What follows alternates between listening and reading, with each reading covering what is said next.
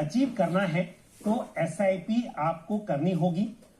उसके कई कारण हैं। एक तो यह है कि अब जो बाकी प्रोडक्ट्स हैं, जो ट्रेडिशनल प्रोडक्ट्स होते थे, चाहे हम बैंक की आरडी की बात करें या हम पोस्ट ऑफिस की स्कीम्स की बात करें, जब बात आती है सुरक्षा की तो नो डाउट कोई आप वहां पर शक नहीं कर सकते।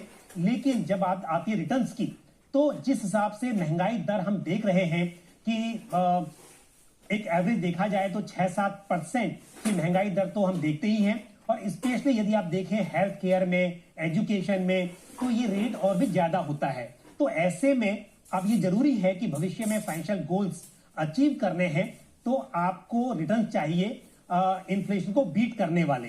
तो ऐसे में क्योंकि हम जानते हैं म्यूचुअल फंड्स में ये पोटेंशियल है कि आप लॉन्ग टर्म में अच्छे रिटर्न बना सकते हैं, और एसआईपी ऐसा जरिया है कि एक 100 रुपए से भी शुरुआत की जा सकती है। मैं नहीं कहूंगा कि आप 100 रुपए से स्टार्ट कीजिए, लेकिन आप देखिए ना कि एक छोटे से छोटा अर्न करने वाला, मतलब इसकी आय बहुत कम है, वो व्यक्ति भी एसआईपी से म्यूचुअल फंड में कदम रख सकता है।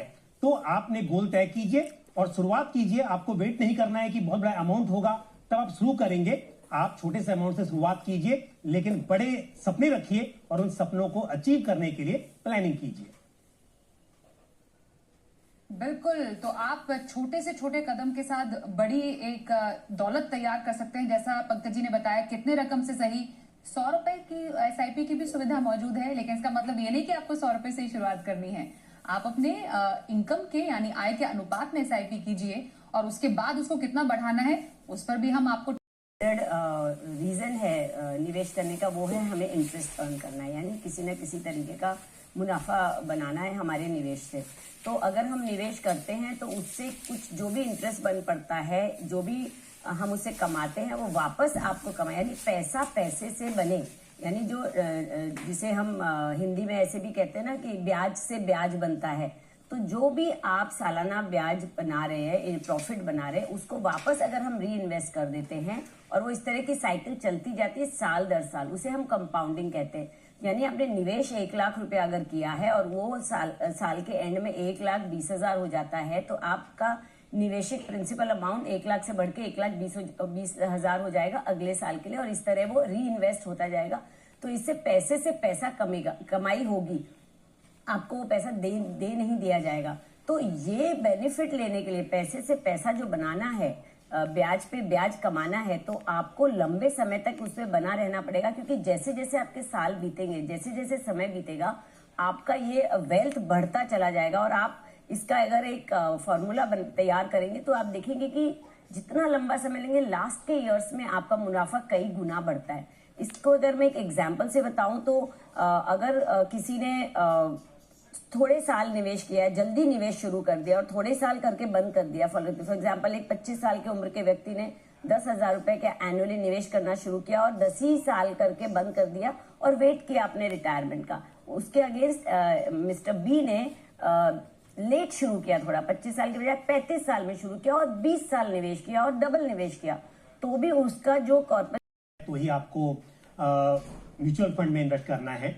आपके गोल के हिसाब से, आपके रिस्क लेने की जो क्षमता है उसके हिसाब से, आप कितनी अवधि के लिए निवेश करना चाहते हैं, उस हिसाब से आप फंड का चुनाव कर सकते हैं। लेकिन क्योंकि हम जब बात करते हैं एसआईपी की, तो मानकर चलते हैं कि आप लॉन्ग टर्म के लिए निवेश करना चाहेंगे, अपने गोल अचीव करना चाहेंगे लॉन्ग टर्म के लिए। तो लॉन्ग टर्म में क्योंकि इक्विटी में एक पोटेंशियल है कि आपको बेहतर रिटर्न्स मिल सकते हैं, तो ये तय कर लीजिए अगर आप लॉन्ग टर्म के लिए निवेश कर रहे हैं तो आप ज्यादा करके इक्विटी फंड्स में एसआईपी कीजिए। लेकिन ऐसा भी हो सकता है कि आपको कंटिंजेंसी के लिए थोड़ा पैसा इकट्ठा करना है, आपके पास अभी नहीं अवेलेबल है, तो आप लिक्विड फंड में भी एसआईपी कर सकते हैं। तो एसआईपी तो की जा सकती है, लिक्विड फंड हो या कोई आपका दूसरा डेट फंड हो, लेकिन लॉन्ग टर्म के लिए आप इक्विटी फंड में एसआईपी करें ताकि अच्छी वेल्थ क्रिएट कर सकें। फिर उसमें भी बात यह है कि बहुत सारी चॉइसेस हैं आपके पास, large cap, mid cap, small cap, multi cap, flexi cap, इस तरह से कई कैटेगरीज हैं। तो आप अगर नए निवेशक हैं तो मेरी राय यह है कि आप डाइवर्सिफाइड फंड्स में करें। डाइवर्सिफाइड फंड का मतलब क्या है? अगर आप मल्टी कैप में करेंगे तो आपको large cap, mid cap, small cap सभी तरह का एक्सपोजर मिल जाएगा। फ्लेक्सी कैप में भी ऐसा ही होता है। Large and mid cap fund में भी आपको डाइवर्सिफिकेशन मिलता है।